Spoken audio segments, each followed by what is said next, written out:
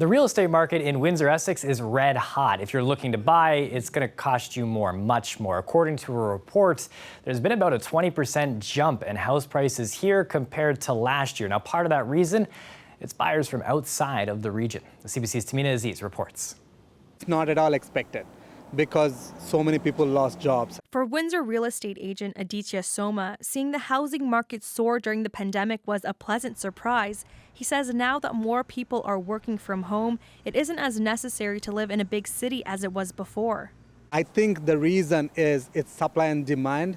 So there is low supply in Windsor, but whereas a lot of buyers looking to buy, not necessarily Windsorites, also people who are looking to move from other bigger cities. Many potential buyers are from Toronto and Vancouver. With the amount of rent they used to pay in Toronto or Vancouver, those kind of cities, now they can buy a house in Windsor and literally that rent can cover the mortgage and expenses. One investor came to Windsor from Oakville 3 years ago and says the market is what brought him to the city. If you look everywhere else in the GTA or closer to Toronto area, houses are unaffordable. People can't afford to buy houses, nor can they afford to rent them. Due to the growing demand, the region's hit a $400,000 average price point, which is about $65,000 more compared to last year's prices. Soma says he's never seen numbers this high in Windsor before, and that now is the best time to sell.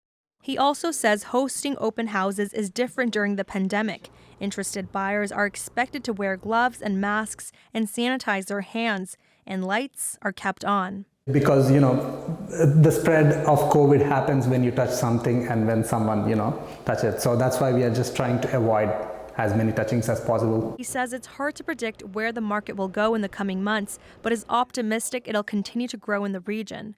Tamina Aziz, CBC News, Windsor.